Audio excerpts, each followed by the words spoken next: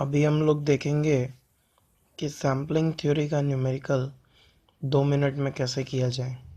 तो सैम्पलिंग के लिए हम लोग एकदम दिमाग में रख लेंगे बेसिक्स कुछ हैं कि अगर पॉपुलेशन मीन सीधा पूछता है, इंटरवल नहीं पूछता, तो आप सिंपली सैम्पल मीन निकाल लो, तो वही आपका पॉपुलेशन मीन हो जाएगा।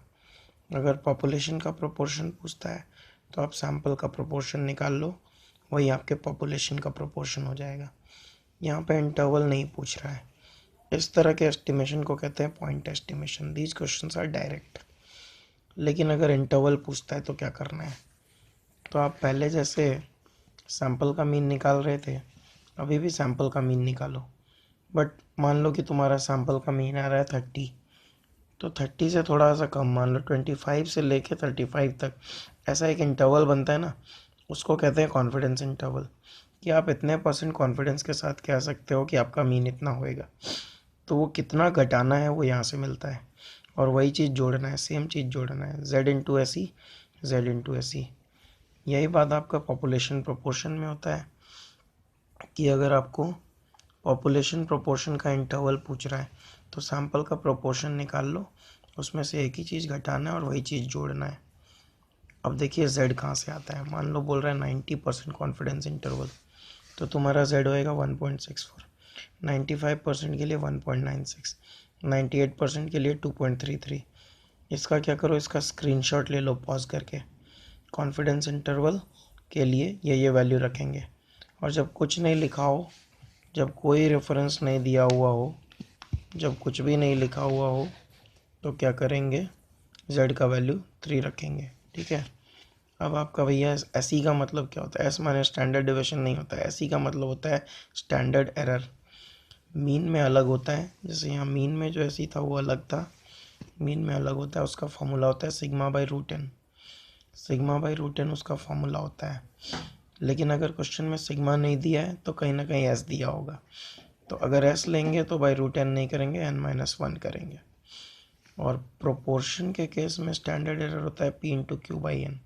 कहीं ना कहीं पी दिया होगा, नहीं तो पी निकालने का जगह दिया होगा। जैसे कि 300 के सैंपल में 15 डिफेक्टिव, तो 15/300 हो गया तुम्हारा पी, और उसको 1 में से घटाएंगे तो मिल जाएगा क्यू। और 300 है मेरा सैंपल का साइज, इसीलिए एन बराबर हो गया 300। तो ऐसे पी क्यू और एन अपने को क्वेश्चन में दिया रहेगा, उसको यूज़ कर लेंगे तो अपना स्टैंडर्ड एरर निकल जाएगा। लेकिन स्टैंडर्ड एरर निकालने के अलावा एक तो चीज़ और है। अगर विदाउट रिप्लेसमेंट यानी कि WOR का केस है, WOR का केस है, और स्मॉल एन यानी कि sample size is more than और equal to 5% of population size, तब हम लोग FPC से मल्टीप्लाई भी करते हैं स्टैंडर्ड एरर को। वो बाद का बात है, क्वेश्चन प्रैक्टिस करेंगे तब देखेंगे। पहले अपना बेसिक्स क्लियर कर लेते हैं। पॉइंट एस्टिमेशन किसको कहते हैं? कि अगर सीधा मीन पूछ रहा है, कोई इंटरवल नहीं पूछ रहा है, तो sample mean he proportion mean हो जाएगा, पॉपुलेशन मीन हो जाएगा।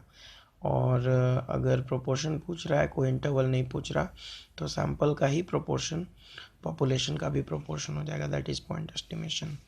और उसी में से सेम चीज़ घटाना और सेम चीज़ जोड़ना, सेम चीज़ घटाना और सेम चीज़ जोड़ना, इसको कहते हैं इंटरवल एस्टिमेशन।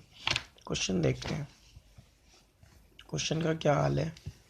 हाँ, तो a random sample of size 65 was taken to estimate the mean annual income of 1000 families। अब आप ही सोचो, 1000 फैमिलीज में से 65 का सैंपल लिया है, तो ये विथ रिप्लेसमेंट नहीं हो सकता, विदाउट रिप्लेसमेंट ही होगा। वैसे तो क्वेश्चन में मेंशन नहीं किया था, मैंने लिख दिया है 1000 families and the mean and standard deviation were found to be this and this. तो सैंपल का मीन दिया हुआ है, सैंपल का स्टैंडर्ड डेविएशन दिया हुआ है, सिग्मा नहीं दिया, एस दिया है। ठीक है, 95% कॉन्फिडेंस इंटरवल बोल रहा है, तो एक्स बार दिया है, इसमें से कुछ घटाना और कुछ जोड़ना है। मतलब 6300 माइनस 1.96 कहाँ से आया? क्योंकि 95% है तो जेड इतना होगा, 1.96 ऐसी घटाना है और 1.96 ऐसी जोड़ना है। अब भैया एन कितना है? एन है 65, एन है 65, कैपिटल एन है 1000, विदाउट रिप्लेसमेंट का केस है, 6.5% है, 5% से ज़्यादा है। 5% से ज़्यादा भी और विदाउट रिप्लेसमेंट भी है तो FPC लगेगा। ऐसी क्या होगा, सिग्मा तो दिया नहीं है तो S/√n-1 लगाएंगे और FPC से मल्टीप्लाई भी करेंगे। FPC कितना होता है, capital N minus small n। 1000 families का था तो कैपिटल N उसमें से घटा रहे हैं small n, capital N minus small n by capital N minus 1, तो ये आ गया 1.15। मतलब 6300 में से 1.96 इंटू ऐसे ही घटाना था ना, तो 1.96 इंटू इतना घटाएंगे और इतना ही जोड़ेंगे भी, इतना ही जोड़ेंगे भी, ठीक है। तो ये अपना इंटरवल आ जाएगा,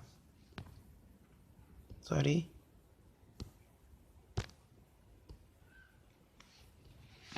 फॉर दिस ग्लिच। हाँ ओके। दूसरा है if sample mean is 20, population standard deviation is 3 and sample size is 64, find interval estimate of mean. बहुत छोटा क्वेश्चन है। सैम्पल मीन दिया है, पॉपुलेशन का SD दिया, मतलब सिग्मा दिया, एस नहीं दिया, पॉपुलेशन साइज नहीं मेंशन है, तो क्या करेंगे, FPC निकाल ही नहीं सकते, मतलब लगेगा ही नहीं। No interval size given, interval size भी नहीं दिया है तो Z3 होगा।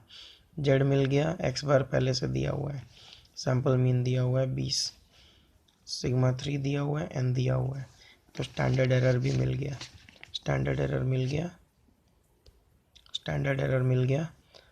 अब अपने क्या करेंगे, मल्टीप्लाई करेंगे और निकाल देंगे डिफरेंस और यहाँ पे वही चीज़ जोड़ देंगे, तो अपना क्या आ जाएगा 18.875 से लेके 21.125, ठीक है। तो ये तुम्हारा सैम्पलिंग का न्यूमेरिकल करने का तरीका हो गया। Thank you.